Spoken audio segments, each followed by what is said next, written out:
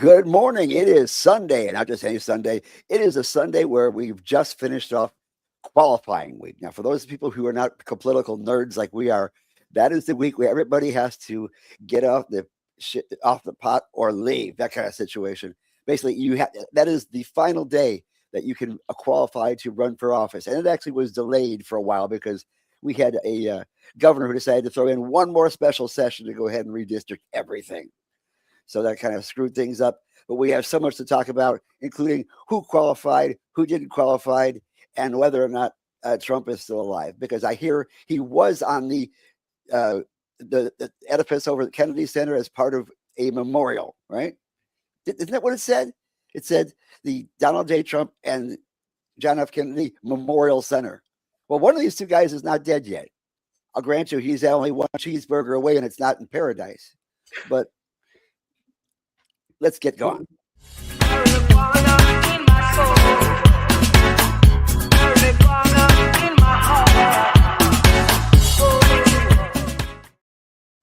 I had to get one Trump joke in there. It just kind of like was an imperative. Gary, I lost you on camera, man. I don't know if you turned it off or what, but I didn't turn it off. There it goes. So, and you know we're joined today by a very special guest host with us. It's our director, our membership director, and events director, Carla. Fantastic, Carla, welcome. Can I just say that the screen just got better looking in the last few seconds? I don't know what it is. Thank you, guys. Hi. Well, my name is Gary Stein. I'm your your political and policy director here at Suncoast Normal and the master of public health. And we don't have our sound effects today because Carlos is down with the I didn't get a vaccine. So, and to my left, your right possibly, is our executive director coming to us from somewhere in Appalachia where he was doing the Appalachian Trail and got lost, I think. Yes. He's supposed to be in Maryland somewhere. It's the really good DC weed, Gary. It just gets you lost in the Appalachian Trail for days, just like the former governor of South Carolina. I'm going to have to ask you later on about what the situation is over there in West Virginia and their industry. Well, interesting enough, West Virginia has medical. It is sparsely distributed. You could drive for hours and not find a dispensary.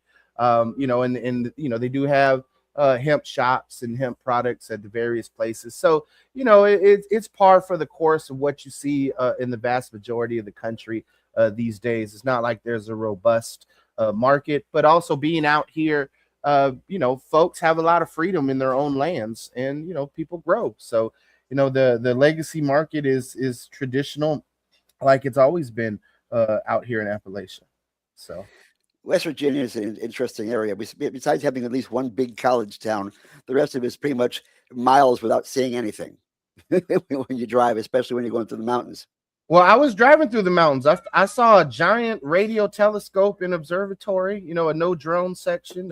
There are areas of West Virginia where your cell phone doesn't work, so you better download your GPS before you get on the trip. So it's an interesting state to say the least.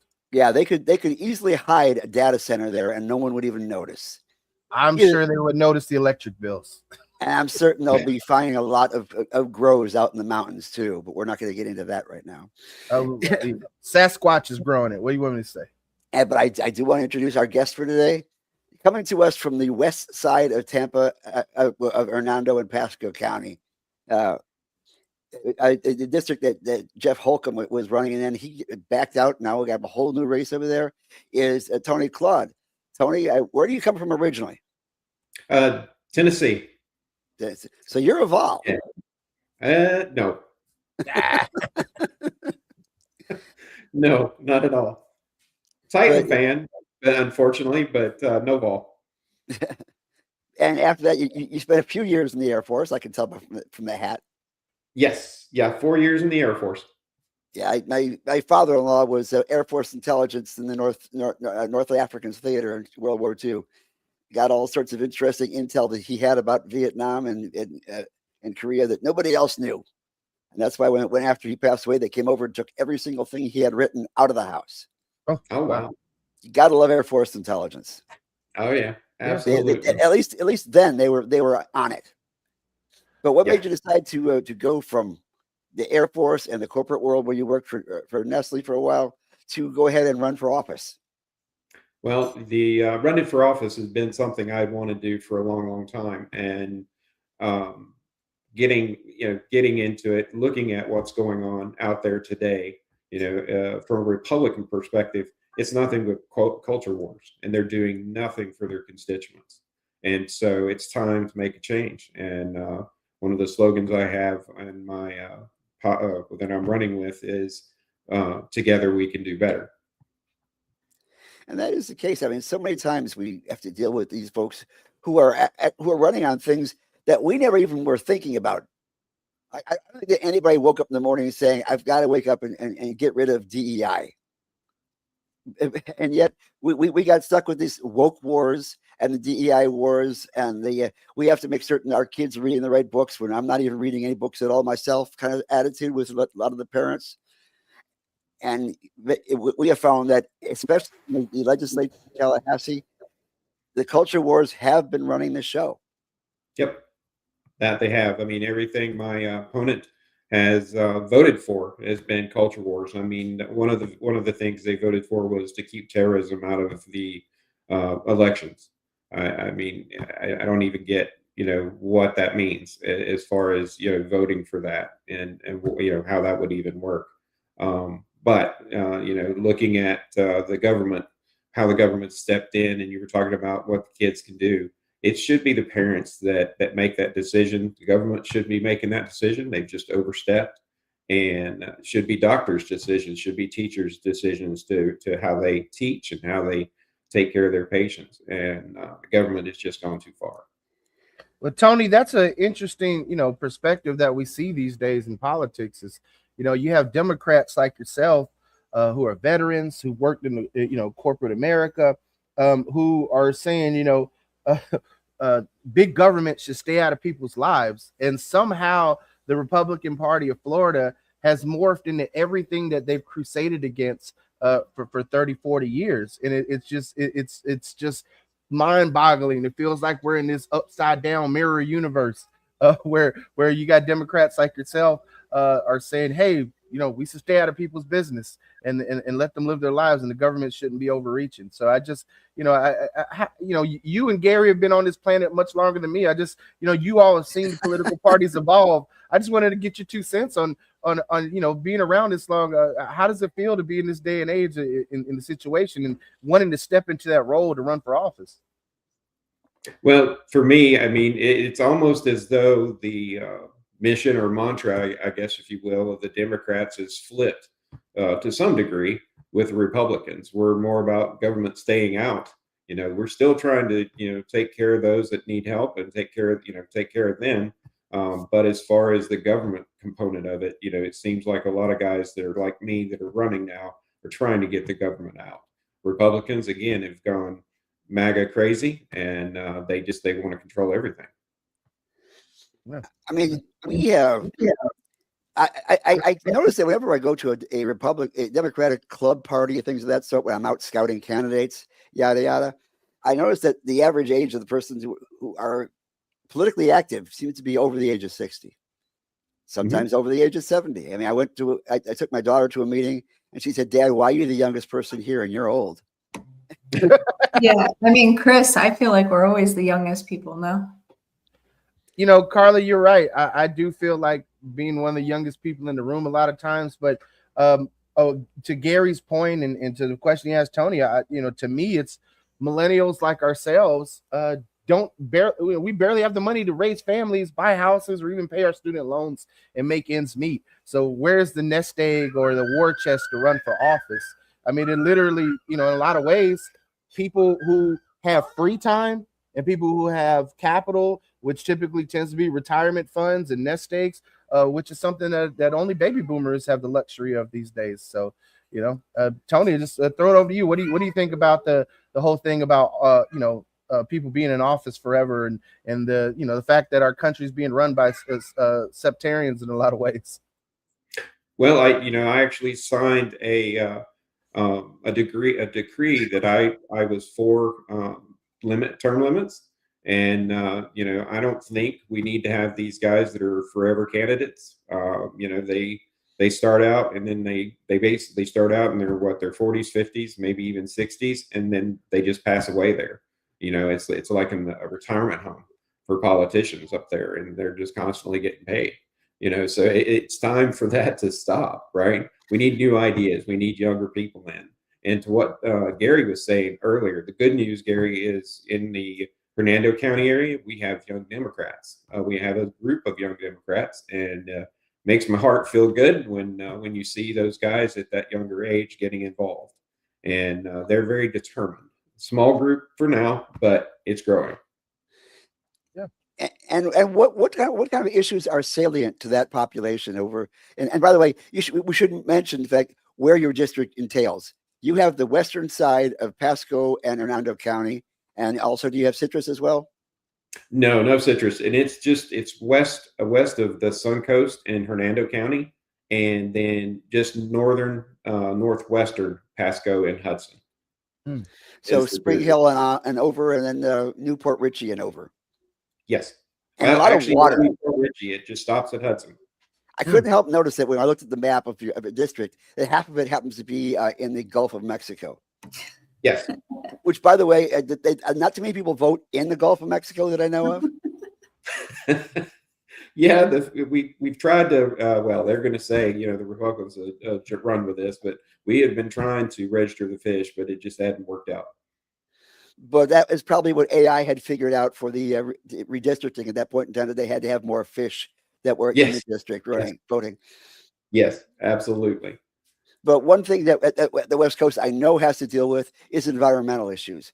They had to deal with all the tar balls that were running onto the beach after the incident with the BP and the oil spill and all that bit. Yeah. And also nowadays they are trying to sneak in those data centers into that area. And you have a little extra insight into this because you work for Nestle, who at the time was helping to drain all the water out of Zephyr Hills and put it in bottles. Yes. And somehow they came up with a Johnson & Johnson mentality and actually started to think about the environment and think about what their own corporate impact was. Yeah, so we had a significant change of leadership when I was there, and they made the decision to be more environmentally friendly, create more sustainable programs. And so one of the first things they did was remove themselves from the spring water business.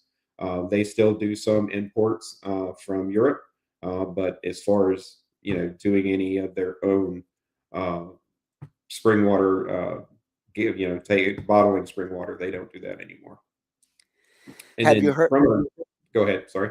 I'm sorry. I know that they're trying to find spots for these data centers, and Western Hernando, because of that, you do have a large rural spaces where they can just plop those things down and kind of like sneak in. And all of a sudden, half the aquifer is gone.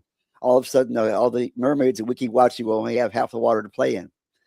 If that kind of thing happens, what can you possibly do to keep those data centers from creeping in? Well, the good news is the county commission decided to put a moratorium on those short term.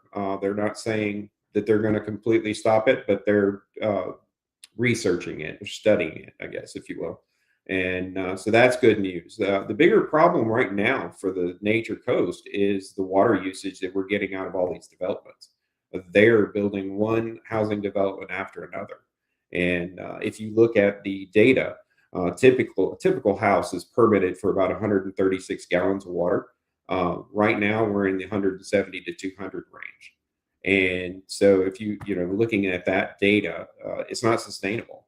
And then, the biggest user of that water is irrigation.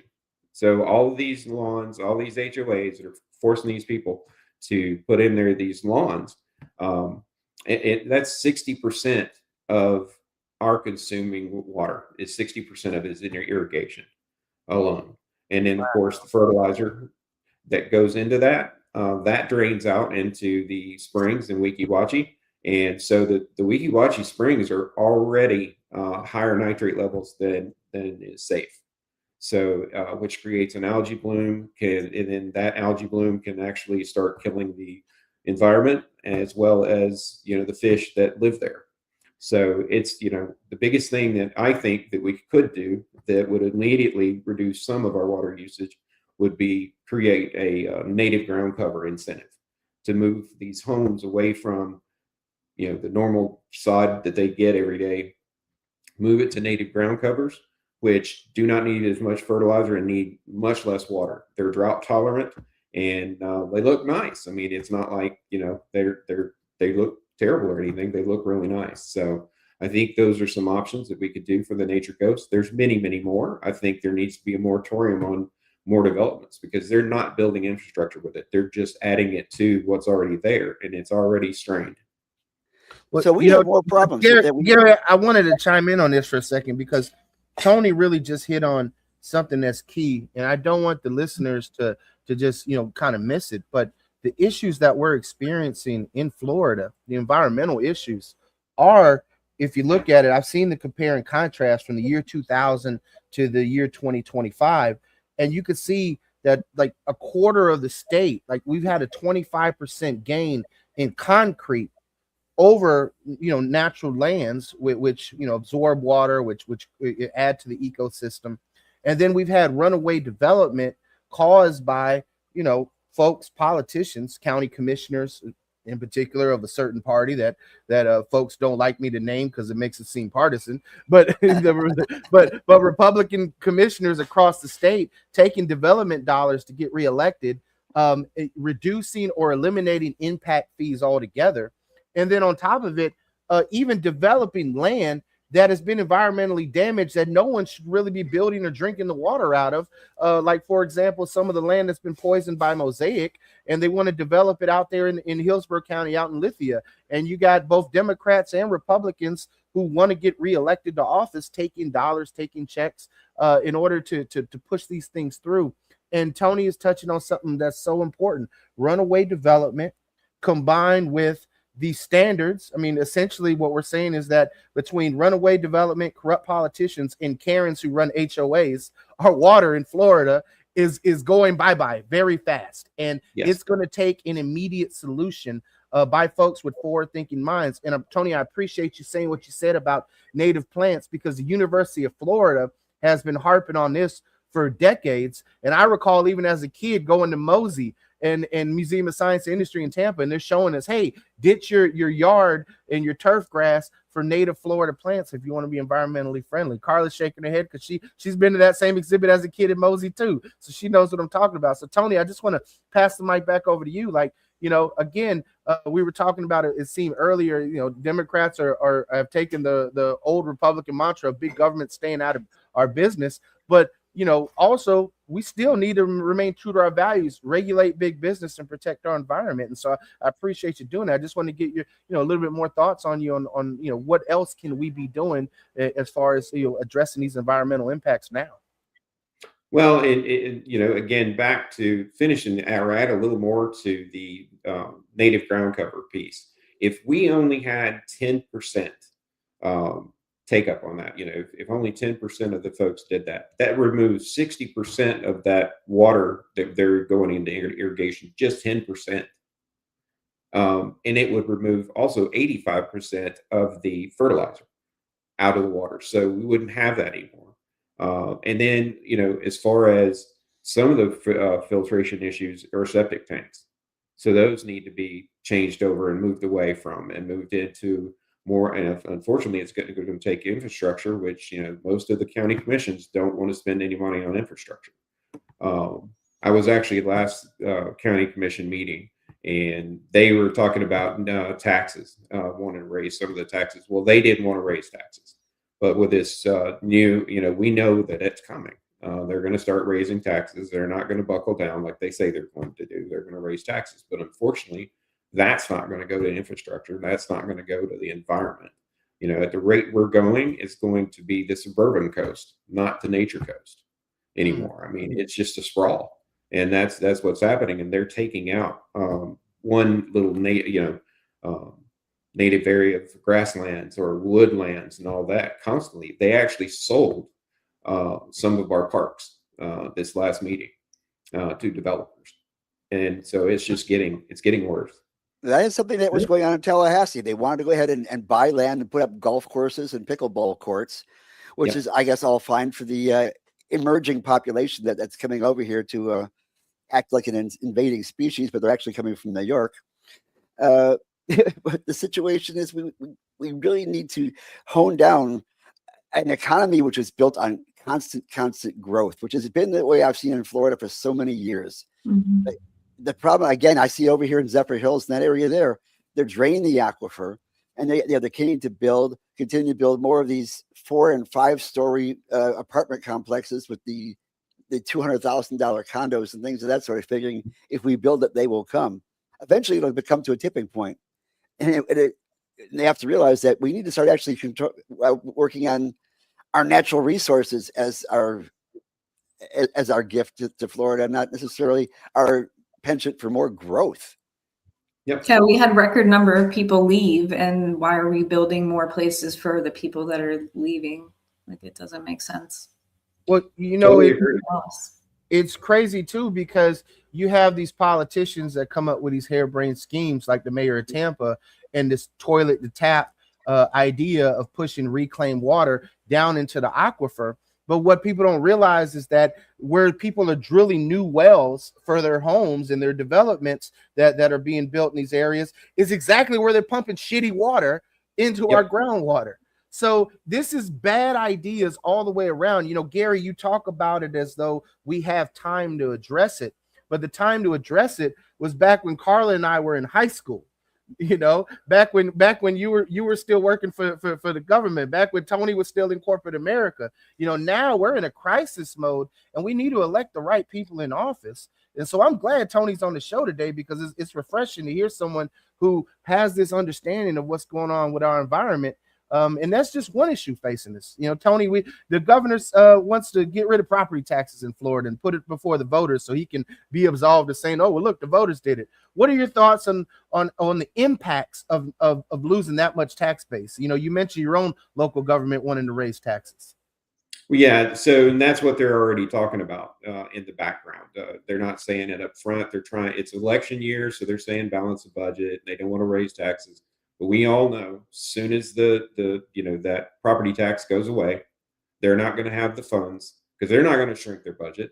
Their budgets are where they are already, just because that's what they feel like they need, or not necessarily need, but that's, they've got to make sure they're making their money and doing their side deals with real estate and that kind of thing. So they're not going to shrink the budget. They're going to expand it. So at the moment the property taxes go away, they're going to start hitting us with taxes. And then unfortunately, a lot of renters, and again, this is not, I know we've got way too many apartment complexes and things like that going in now, but the renters are going to suffer from this. They pay property taxes through their rent, right?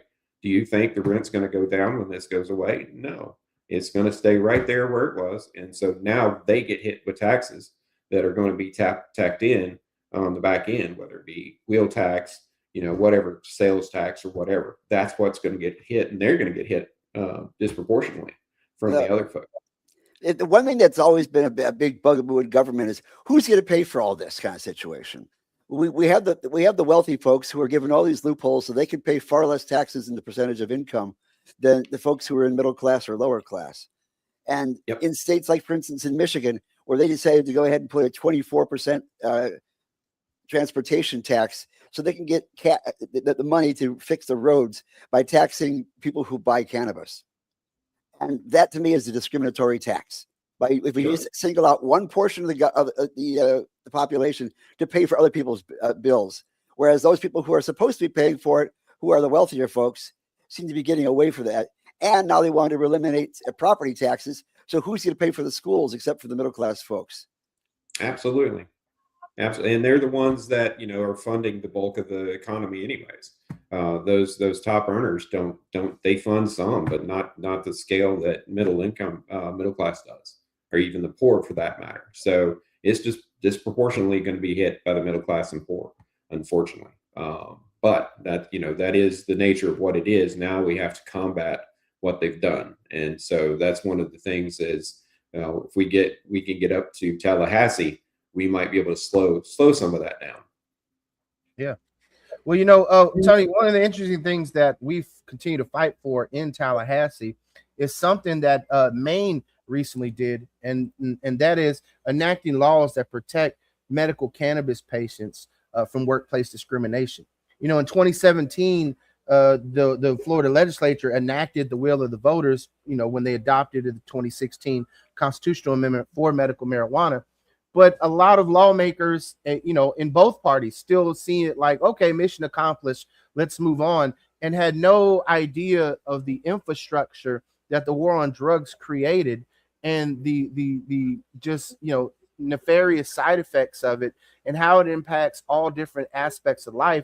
One of the biggest ones in the various states, despite there being 41 medical cannabis states in this country, less than half of those actually have workplace protections. People are legally getting access to this medicine and still being fired from their jobs. And the fact that we still use your analysis as the primary indicator of workplace impairment is unscientific in itself, because no medical cannabis patient has to actually have consumed cannabis before work to test positive. You could have consumed it upwards of a month or 2 months prior and still not be impaired and go to work and still fail a workplace drug test. So we have to think about how we address workplace drug safety in Florida, and we're not doing a good job of it because we got great people, teachers, firefighters, people who work in our prisons, all have been fired from their jobs. First responders who have chronic debilitating conditions but still have to go to work because they need health insurance for their chronic debilitating conditions. So Tony, would you, as a state rep, co-sponsor this legislation? Absolutely. As a matter of fact, I'm on. I take medical marijuana now just for some of the issues I have from the Air Force with the disability I have. So I'm a firm believer in that we should make it recreational as well. It's unfortunate that our governor put his 2 cents worth in and played his little role to turn it down by moving that $10 million over to his wife, and then that making it out to a PAC. I don't know if you guys read up on that, but there was monies that was moved to a PAC, and that PAC helped stop it. And so, unfortunately, I think we need to do it, bring that vote back up again. I think that needs to be run again and see what we can make of it, maybe after the governor's moved on. Yeah, that was the Great Hope Foundation. And Yes. I have a couple of things. I gotta say real fast, Tony, kudos to you for knowing that. Thank you. Thank You're you. welcome. Yeah, it's so important that that certain upper parties do not put their thumb on the scale when it comes to the will of the people. It's so often that in Florida, we pass a bill, like, for instance, the purchasing of the wetlands and things of that sort to protect the wetlands that were being impacted by Dixie crystals and those kind of folks. And then they went ahead and they backed up on that. And the whole concept of giving convicted felons who have served their time the ability to vote again. They went ahead and tried to take that away after we all even voted for it again. And we voted for medical cannabis, and yet they put certain constraints and regulations on it, which didn't make any sense. We've been trying to fix the bill that implemented the legalization medically of cannabis here in Florida for years, and yet we are constantly being put off by saying, well, these are not the important things that we want to work on right now. But we are going to work on DEI. We are going to work on banning books. We are going to work on banning chemtrails. Yes, Elena Garcia, I did say that, and I know you're listening. But we constantly have to deal with the fact that they are not paying attention to the things that are really important. And the question is, what can they do and what can't they do? Now, you mentioned before that one of the things that you looked at is affordability. What do you think you could do as a state representative to impact affordability, which is actually a national crisis? From a state perspective, one of the things, and it's on my platform that you guys can see, if you go to the website, is immediately once I get there, and this is something I think both parties can vote for. I think it would be able to get through pretty quick, is increase the number of tax holidays we have. If you look at, they do a back to school tax holiday, right? if you actually implemented a tax holiday for fuel, tax holiday for food, or a tax holiday for general goods. Now, it doesn't have to be constant, right? You could do it in a quarterly basis. But I think that would give consumers a little bit more money, some Floridians a little more money, not a ton of money, but it'd be a good stopgap measure for now until something else could be built in for a long term. But that one could be, brought in immediately. I'm with you on that. I mean, I think Memorial Day weekend would be the perfect weekend for a food tax holiday. Everybody could stock up for the summer, especially when they got to feed the kids, right, Carla? You know how it is when the kids are home from school all summer. Oh yeah, it's expensive. You got to feed the whole freaking town. Well, honestly, that's one of the things. There's a statistic out there right now in Hernando County. 1 in 5 kids don't have enough to eat, and this is a problem, and especially in the summer. And I'll mention some folks here, People Helping People up here, that does a great job of helping the homeless and helping some of the others make sure they have something to eat. They serve 600 kids, and they're struggling. And I don't know if you guys saw the article. I think it was Tampa. I'm not 100% sure. One of the schools that do the food program for the summer program for kids. They do that here in Nellis too. Yeah. Mm-hmm. The line was so long that they ran out of food. And so there was people waiting for hours in that line and got to the end and couldn't get anything. And so Metropolitan Ministries often works through that on that side of town as well. And they have asked for money from the state government for things like building a homeless shelter and things like that, and they got rebuffed.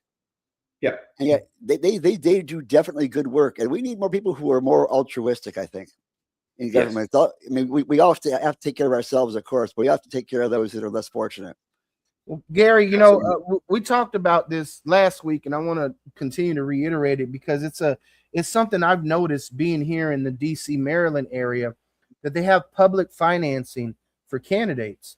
And so you have candidates who are able to raise money from the grassroots and get a 5-to-1 match from the public financing system. And these folks don't, you can't take money from corporations. You can't take money from PACs.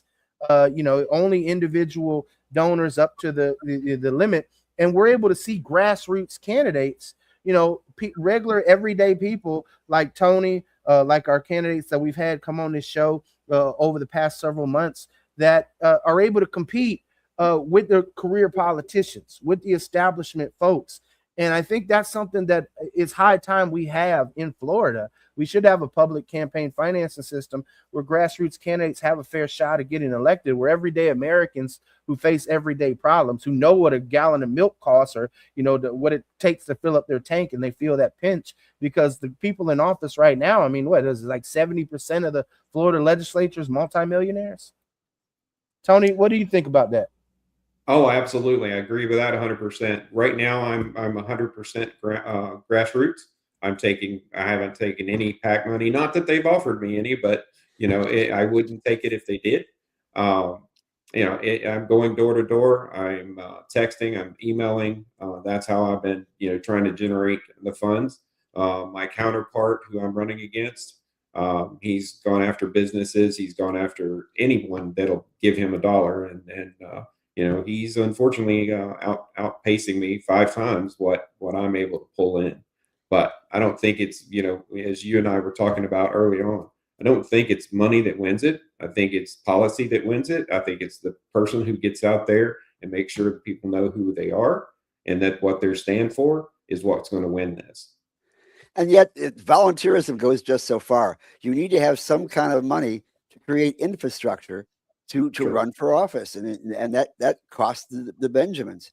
So a lot of times it has to do with who can gather the most amount of money to put it up and put you on the news at 9 o'clock, or at least on the commercials. Gary, it is really expensive to buy space in the newspaper.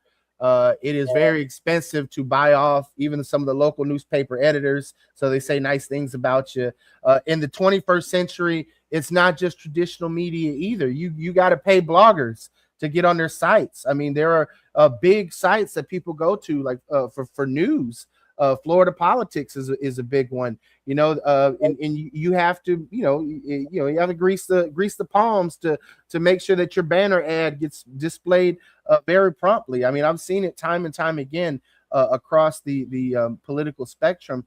And it's not easy. Tony's right. As a grassroots candidate, either you got to have a nest egg, you got to have infrastructure, you got to have a network, and there are a lot of great people who have all those things, and still, like he said, you have opponents who are taking money from the big corporations, who are destroying the environment, who are pushing working class people out of their own neighborhoods for development. And it's like, how do you compete with that? And so, Tony, where can folks go to support you? Where can they plug into your campaign? So if they go to my website, that's where they can see everything and all about me. There's QR codes there. There's donation codes there that they can click on to help. And again, guys, it doesn't have to be a ton of money. $5. If we get enough folks doing $5, I think there was a young lady that is running for office, and she did nothing but grassroots and was able to gain $300,000 to run.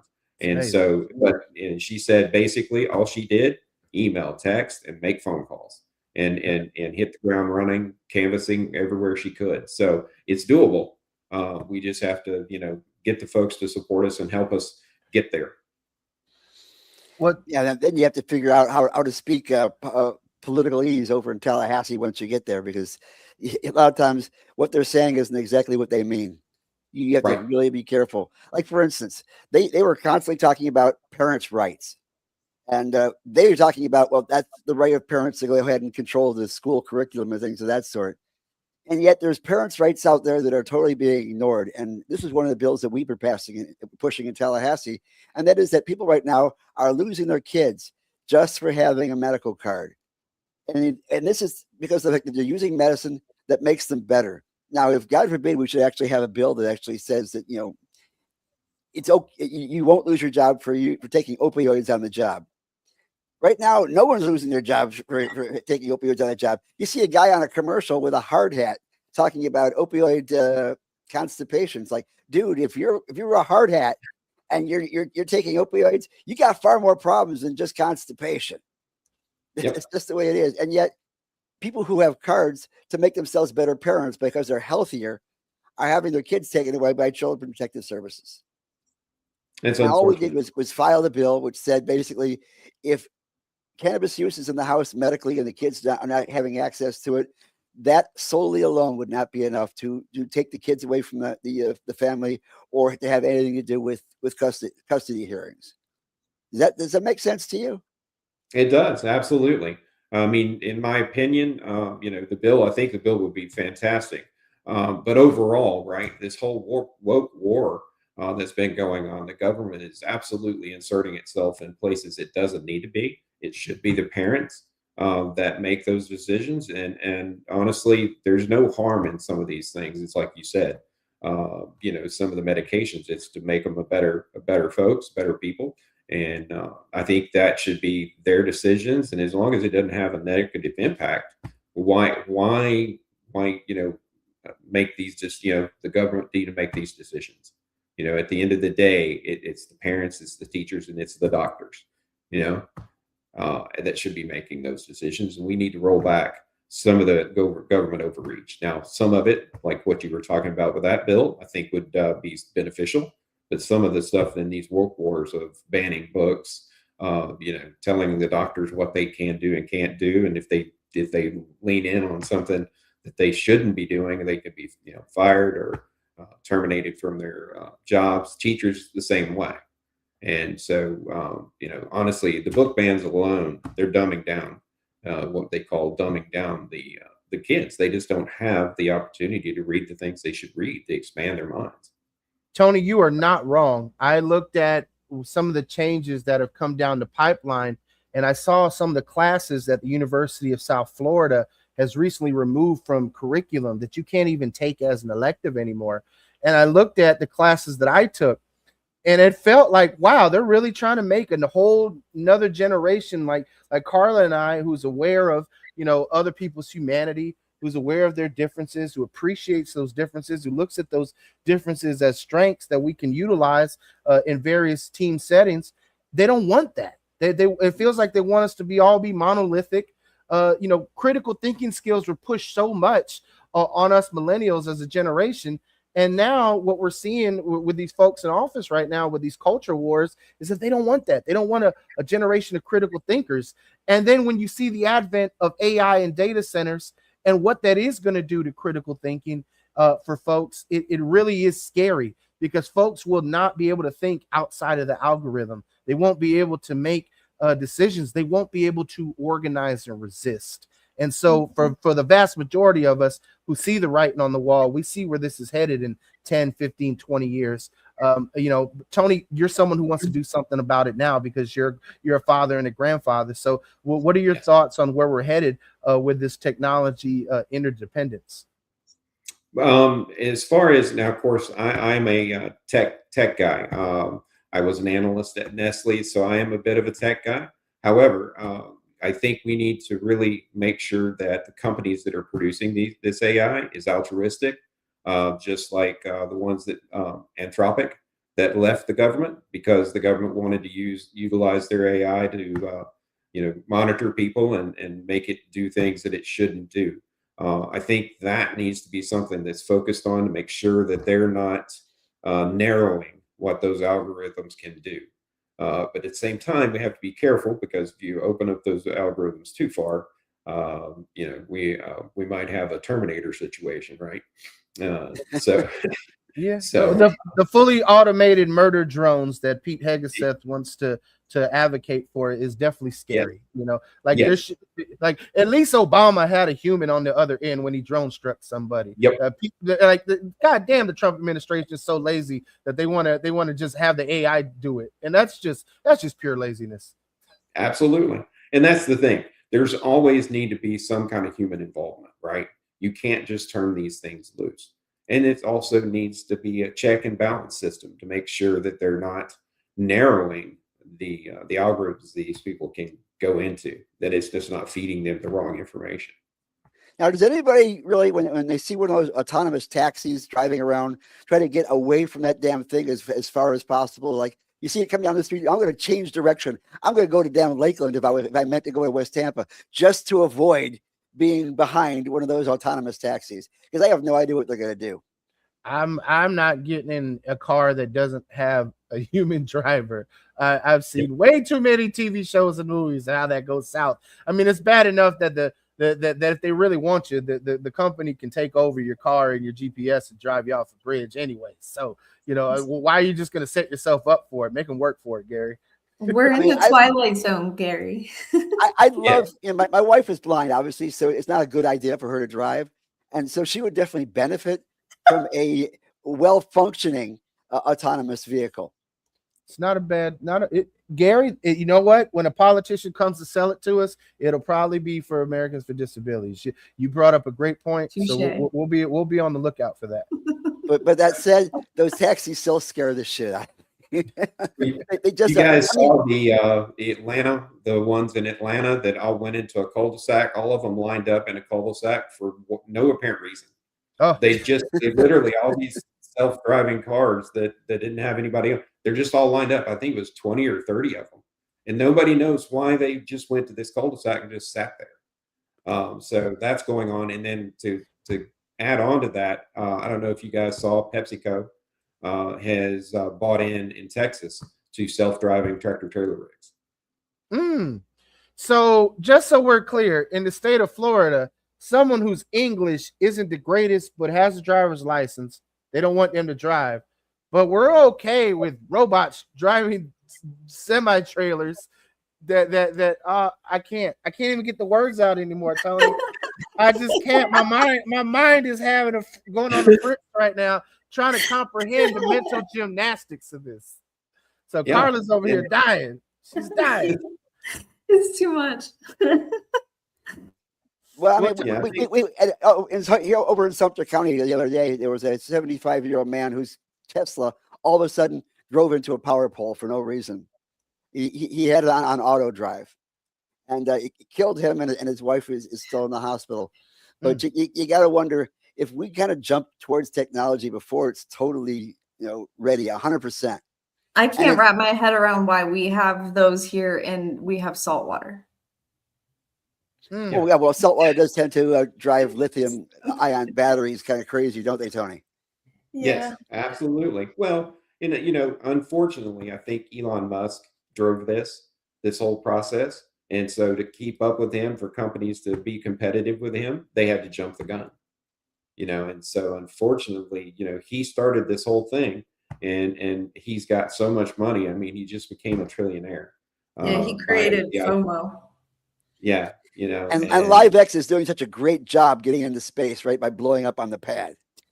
Yeah. Well, Gary, there's a reason why he's pressured the Trump administration to not allow Chinese electric vehicles into America to be imported, because from what I've seen, from what they have as far as consumer tech, they're crushing Tesla. I mean, from in what they're producing, a lot of this, oh, he's a trillionaire, but it's on paper, it's all digital dollars, it's all a fugazi. It's stock options. If the stock crashes, nobody's a trillionaire the next day. And that's one of the things that I've seen coming out of the right wingers this week was, a lot of folks in the labor sector, a lot of advocates for working families have been saying, oh my God, how can you sleep at night being a trillionaire, knowing that you can help, solve world hunger in one, you actually have the power now to do that. And the fact is that their response is, well, what about the 4,000 workers at Tesla who just became millionaires? And I'm like, okay, well, cash that stock out and tell me, if you're actually going to be a millionaire, if you can cash that stock out. Because we have folks that have bought stock in the medical marijuana industry thinking that they were going to hit it rich. And I know folks who have had to sign NDAs and who have had to, can't get off of their stock. They're sitting on them. And it's just hilarious to hear that all the time. So, and congratulations to Trulieve for being the first cannabis company which is officially now traded on the New York Stock Exchange. They finally were able to exit the Canadian Stock Exchange.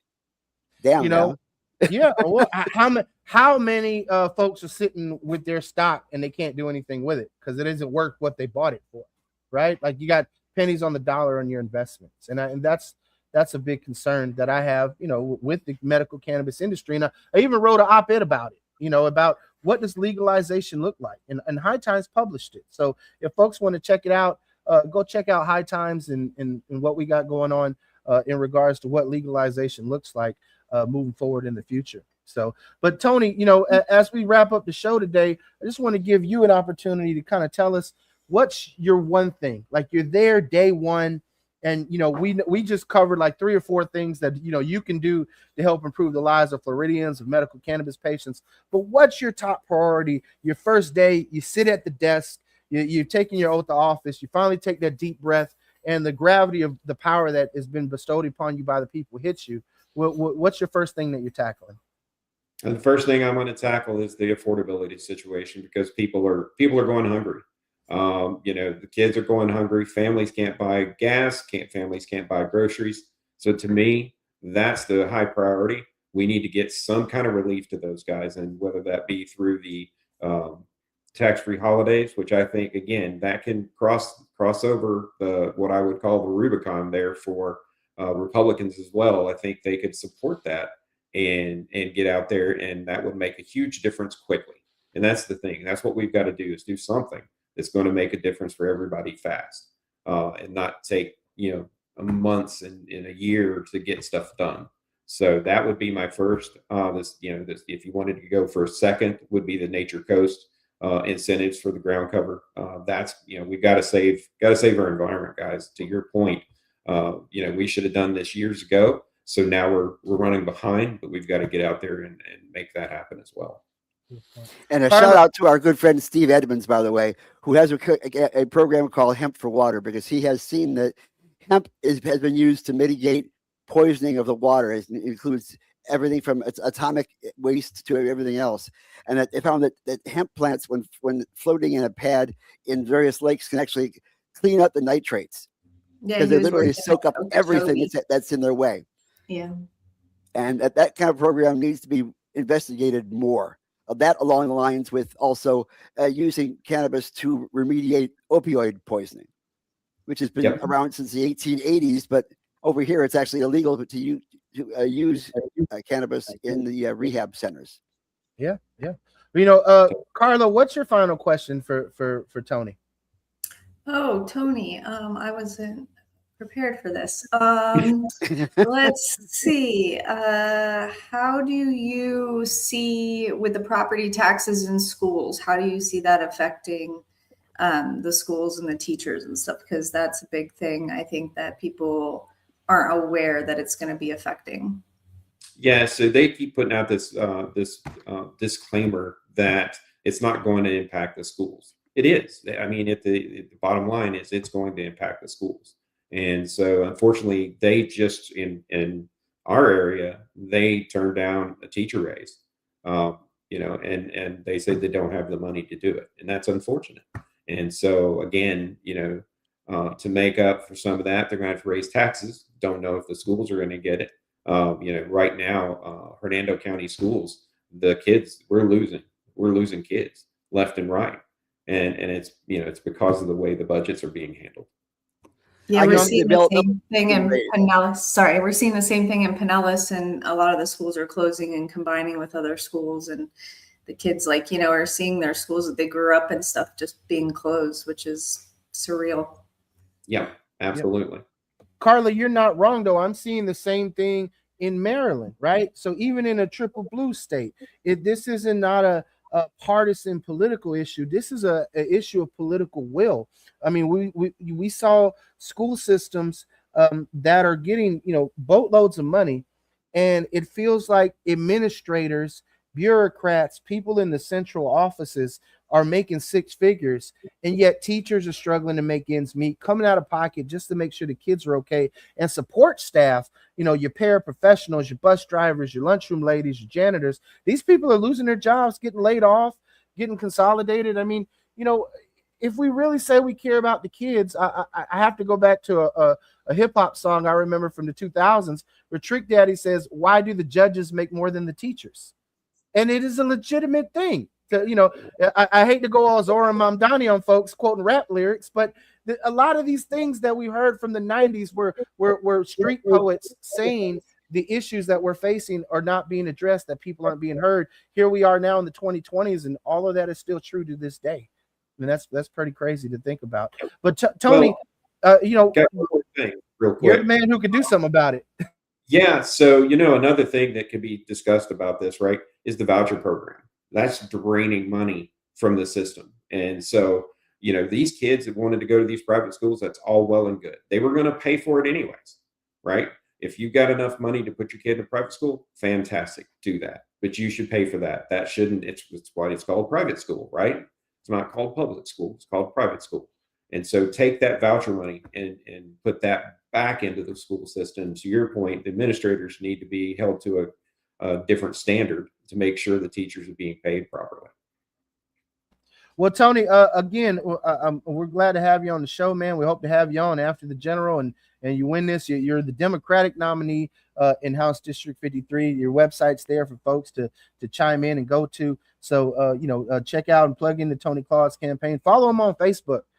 Let's get Tony's social media following up for him and let folks know that they actually have someone again who has served with honor and distinction, who has come out and served in corporate America, who understands what it's going to take to support our working families and save our environment, and of course do right by the people. So Tony, we appreciate you joining us in the rotation, and you're welcome back anytime, brother. Thank you. Appreciate that. It's good to have somebody with what they call institutional intelligence, because so much of that is being drained out of our government right now. Yeah. Absolutely. Well, thank you guys. And I do have one more plug if I can. Of course. People helping people. We will be doing, especially for the Hernando folks, we will be doing a food drive. It's a care and share event on the 20th. There from 9 to 1 at People Helping People there in Spring Hill. It's off of 1396, I believe, Cass Drive. So anybody that's in the Hernando area that can support and help these kids with food, please come out. Very great. Awesome. Yep. And Now, as I mentioned earlier, this was the end of qualifying leak, and that means that everybody who's going to be in it are in it now.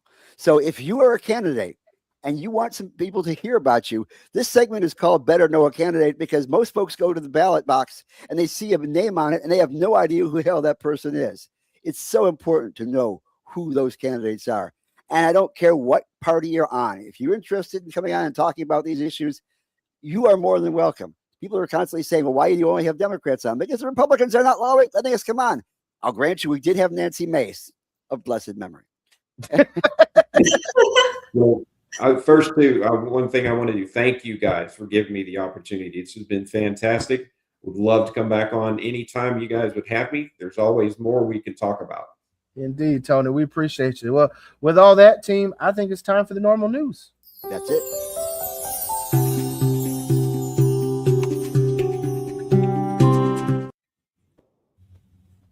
Well, look, at the top of the news, I think one of the biggest things, and you've been seeing the news articles, I try to get them scrolling at the bottom of the screen here, but I think one of the biggest ones is that federal marijuana trafficking prosecutions have plummeted following the adoption of state-level legalization laws. The annual number of defendants federally prosecuted for marijuana trafficking violations has fallen 95% since 2012 and now stands at a historic low, according to data provided by the United States Sentencing Commission. Federal law enforcement officials in 2025 charged fewer than 400 people with marijuana trafficking, the lowest total ever. Overall, only 2% of all federal drug trafficking prosecutions in 2025 were specific to cannabis. You know, I got to say that is mind-boggling, because I recall in 2012, 2013, when I was doing research on this for my master's thesis at University of South Florida, and it was upwards of 50%, you know, and even higher than that. I mean, the annual number of marijuana-related trafficking prosecutions has consistently declined. By comparison, we saw 7,000 people sentenced for marijuana trafficking in 2012. But, you know, that November, we saw Colorado and Washington become the first two states to adopt laws regulating the adult use marijuana market. And this dramatic decline in trafficking prosecutions mimics a similar decades-long decline in marijuana seizures at the southern border. In 2023, federal law enforcement agents intercepted a record low of 61,000 pounds of marijuana at the border. That figure represents a 98% decline in marijuana-related seizure activity since 2013. So what does this mean? That means that legalization is working. It means that when we have homegrown, American, tested, safe cannabis products, we take money away from the drug cartels. We take money away from the illicit market, and that we can have people be able to purchase with peace of mind their cannabis medicine. Because one of the biggest things that people are afraid of is putting something in their body that's going to harm them. And so on that note, I think the next thing to talk about is the fact that there are recent findings that have been published in the Journal of Forensic Science that shows other controlled substances, if ever, are intentionally added to marijuana flower and sold in the illicit market. Investigators affiliated with Arizona State University analyzed 118 botanical cannabis samples provided by the Maricopa County Sheriff's Office and the U.S. Postal Inspection Service. All the samples seized from unregulated markets. And these samples were analyzed for traces of 16 illicit substances, including cocaine, methamphetamine, and fentanyl. And we all recall the fentanyl scare just a few years back with saying that they're putting fentanyl in the weed. Well, researchers described their investigation as one of the largest studies of illicit drug contaminants in the black and gray market cannabis in the United States. And the drugs that were frequently identified in C samples was cocaine. However, this was identified only at trace levels, indicating the presence of inadvertent contamination, meaning that the cartels are obviously packing up their weed in the same places they're packing up their coke. None of the samples tested positive for the presence of fentanyl. And this is one of those talking points that we've seen from prohibitionist groups like Smart Approaches to Marijuana, like SAM, where they say, oh my God, there's fentanyl in the weed and the illicit market is so dangerous. But again, what we're seeing is that state-regulated markets, when done properly, are doing well. A prior analysis of nearly 12 million illicit drug seizures similarly found no evidence of widespread fentanyl co-occurrence with cannabis. And these studies reinforce that state legal marijuana products, which must undergo lab testing prior to sale, are of greater purity than unregulated products. And so kudos to the state of Alabama for finally, after years of delays, patients can now access authorized medical cannabis products. And I think that is bringing some great relief to so many people.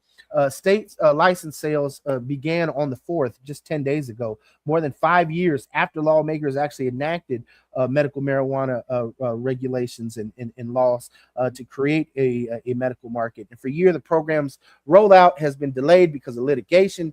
Regulators at one time even considered suspending the licensing process altogether. We know that the licensing process was very controversial because they gave Kim Rivers of True Leave a minority license in Alabama.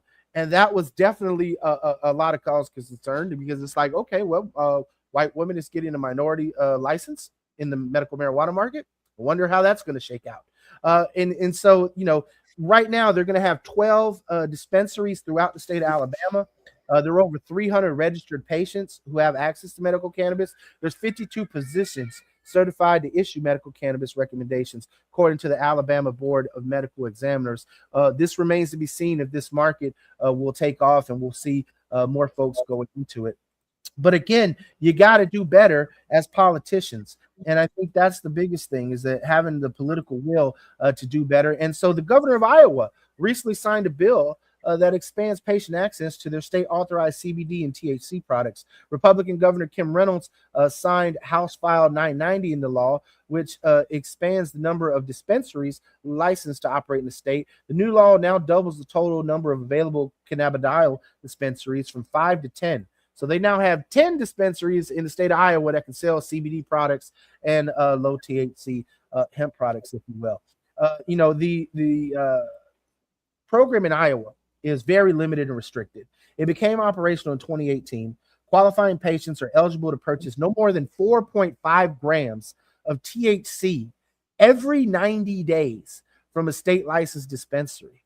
You heard it here, barely an eighth. Okay, an eighth plus a gram every 3 months. Patients are not permitted to access botanical cannabis, so flower is not even on the menu. Nearly 20,000 Iowans are registered to have access to the state-approved extracts products. State regulators initially recommended expanding the program in 2023 to include additional dispensaries. We do not, as an organization, a national organization for the reform of marijuana laws, NORML, consider Iowa among the 41 states, because that is not medical access in any way, shape, or form. That is some bullshit parading as access, and we have to do better. So when we talk about bullshit, I am so glad that Maine has put an end to the bullshit and enacted state laws protecting medical cannabis patients from workplace discrimination. Those enrolled in the state's medical cannabis access program are no longer subject to workplace sanctions solely because of a positive drug test for marijuana, according to LD 2110, signed into law, which amends Maine's employer substance use testing policy requirements so that those patients enrolled in the state's medical cannabis program have a legitimate medical explanation if they test positive for marijuana on an employer-provided drug screen. Under the new law, the patient's authorized use of medical cannabis products is treated no differently than their use of prescription medications. This is what we've been fighting for. This is long overdue. No patient should have to choose between their medicine and their job, especially if you have a chronic debilitating health condition. For the good Lord's sake, you need your health insurance, which typically is only provided by a job because very few people have the money to pay for it out of pocket. We need to do better here in Florida and follow Maine's lead and get that going. Now, one thing that we don't need to do, and I typically, get a lot of flack, but I'm going to do it today. I'm going to criticize a Democrat. I'm going to criticize Mayor Muriel Bowers of Washington, D.C., because she has put forward a budget proposal that includes provisions that significantly raise sales taxes on retail cannabis products. And this language, the Medical Cannabis Tax Amendment Act 2026, and the proposed 2027 fiscal year budget, seeks to increase the tax rate on the sale of medical cannabis products from 6% to 10.25%. The district law provides for the licensed sale of cannabis products to any patient with a debilitating condition as recommended by a DC licensed doctor or self-certified by a patient. And while the mayor is pushing for this tax increase, there are other voices of reason on the DC City Council who have expressed concerns that raising taxes may stifle sales at a time where the district needs to see continued growth in the industry and drive consumers from the illicit market. But what this tax increase is going to do is drive people to the illicit market. Because one thing you got to love about your local plug in the DC area is they don't charge you taxes. And, you know, I think that is something that I saw in Canada, I've seen in multiple places, is that people are just fed up with it. I mean, to walk into a dispensary in Maryland, you get an eighth and you walk out spending 60, 70 bucks, and you look at it, it was like, well, it was only $45, but here I have to pay, you know, a 15% sales tax. And again, Democratic governors, Democratic lawmakers, we cannot tax the medical cannabis market on the back of sick patients to plug budget priorities because you failed to do your job properly, because you failed to prioritize spending, because you decided that I'm going to give tax breaks to these folks who write me a campaign contribution check. And on the back end, we'll just cut money from the schools. We'll plug these budget holes. And we pit cannabis consumers against, you know, everyone else. It is a bad policy. Don't do it. And so, Mayor Bowers, I hope to see you no longer in office soon. I hope that, of course, that we get the right person in office. I know Councilwoman Janice Lewis-George is running for office in D.C., and I hope that she becomes the next mayor of Washington, D.C., because we need folks who have working families at heart and who get it and who understand this. And this is not what we need here in the D.C. area. So that's all the normal news that we have. But I do want to say one thing, that if you're a lawyer, or if you're in the legal field and you're looking for continuing legal education credits, you're looking to get your CLEs, we actually have our annual normal legal seminar in Key West. This is over 40-year tradition where lawyers from around the country who have defended folks, who have cared about the civil rights of cannabis, come together. They can get their continuing education credits. They can hear from our normal legal committee. Our founder, Keith Stropp, will be there. Our chair, Joe Bondi, who helps lead up that committee. I know Nikki Freed, who sits on our legal committee, and former Commissioner of Agriculture, who's helped write so many great briefs in fighting for our civil rights, especially our Second Amendment rights in regards to being cannabis consumers, will be there. So there is some great folks and luminaries in the movement. Check it out. It's a great time. It's going to be going down November 12th through the 14th, and you have the opportunity to, of course, visit Florida when it's cold everywhere else in the country. But team, that's the normal news. Now, I just want to say one thing to Iowa. Dudes, there's such thing as baby steps. These are fetal steps. If you want something to thrive, you need to get them past the birth time. At least get to that point. But do what you want. We'll get through this. One quick question I had in regards to the news, Chris. Yeah. You were talking about federal trafficking arrests. Does that also include the state arrests as well? Well, yeah. So, the state arrests, like how states have gone down as well. But we're talking specifically about the federal government arresting people. And as you know, President Biden did hand out a lot of federal pardons towards the end of his term. I mean, there were some normal members who got pardons for federal cannabis charges. But again, what we're seeing is that most federal arrests happen between interstate trafficking and international trafficking. And as I said, at the border, the arrests have gone down significantly. The Mexican cartels just can't compete with the better homegrown hydroponically greenhouse bud that we're producing here in America. Colorado bud is superior to that brick pack Mexican bullshit. The stuff I grew up with. Yeah, the stuff with the seeds. So, and again, folks, tune into the rotation each and every week. Tony, we're happy to have you. I'm glad you stuck around for the news. I hope it was enlightening and gave you some great stuff. Of course, check out Tony Claude and what he's got going on. He's running in House District 53. Check out his Facebook page, or connect to him on his website. Drop him a donation. Help him out. But I think the most important thing is don't forget to like, click that share button, subscribe, tune into the rotation each and every week. We're going to continue to bring you great guests. We got some great candidates lined up. And of course, if you're watching on YouTube, please subscribe to our channel.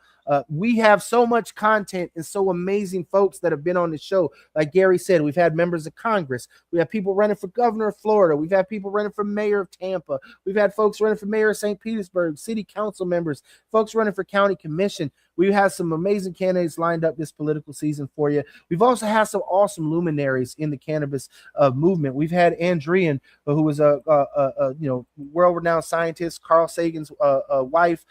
We've had some amazing folks, and you can continue to support our efforts by being a member of Suncoast Normal, joining us in the trenches, in the movement. And if you don't have the time, you can always drop us a donation. It's real simple. You can go to our Act Blue page and donate.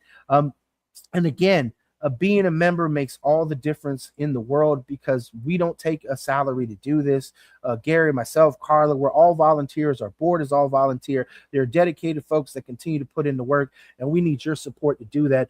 Just for $25 a year, you can become a normal member. You get a discount at our deputy director shop, Chillum Hemp and Mushroom Dispensary in Ybor City. You can follow us on social media.